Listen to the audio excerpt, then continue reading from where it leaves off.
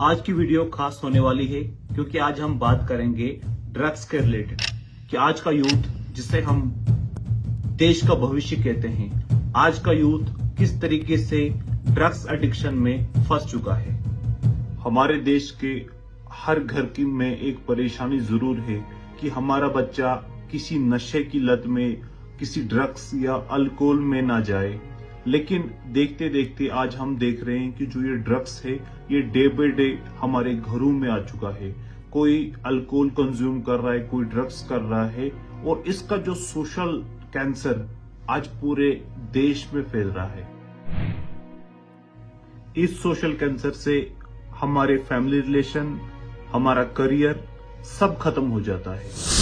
तो आइए आज हम जानते हैं कि इस सोशल कैंसर में आज देश का हर तीसरा इंसान क्यों फंसा है और इस चीज से बाहर क्यों नहीं निकल पा रहा है।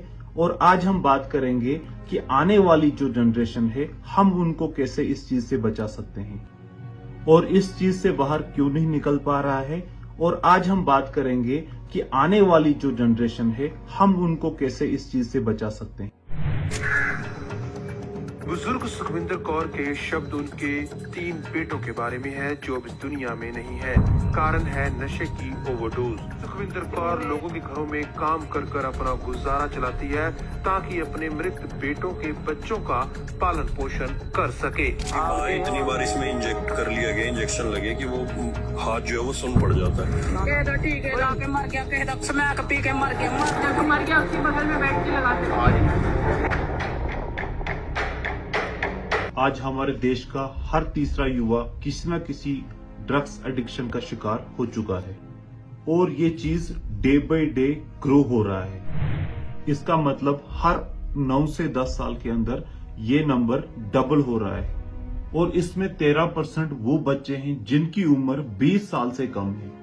अब आप हैरान हो जाओगे कि इसमें 1.5 करोड़ वो एडिक्टेड बच्चे हैं जिनकी एज 10 साल से लेकर 17 साल तक है।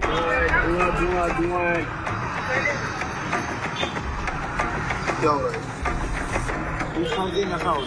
मछली की तरफ ऐसा तड़पता था मैं। तो मतलब दारू के बगैर आप जी नहीं सकते? बिल्कुल 1 मिनट भी दारू के बगैर लास्ट ही ऐसा।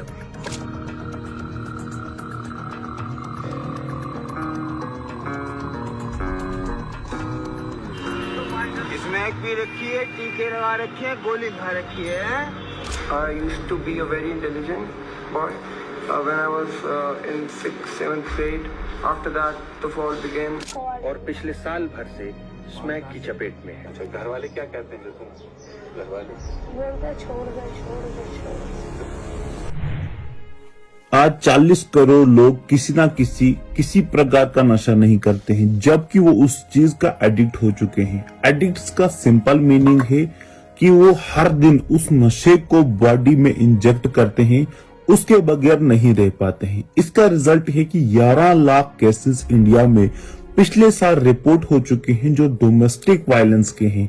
वाइफ और बच्चों के साथ ज्यादातर शराब की वजह से हुआ है। एक इंसान का ब्रेन सिर्फ 25 साल तक डेवलप होता है, उसके आगे उसकी एज में अगर ड्रग्स यूज करेगा उससे जो ब्रेन का हिस्सा है उसे हम प्री कॉर्टेक्स कहते हैं, वो डेवलप कभी नहीं होता है। जो ड्रग्स एडिक्ट होता है उसको रिस्की चीजें करने में बहुत मजा आता है, जैसे कि रश ड्राइविंग। उसको देखकर हमें लगता है ये तो बहुत ज्यादा कूल है, जो आजकल ट्रेंडिंग में है। उसे देखकर ज्यादातर लोग ज्यादा नशे में इन्वॉल्व होते हैं। टीन एज से ही ये सारी चीजें स्टार्ट होती है।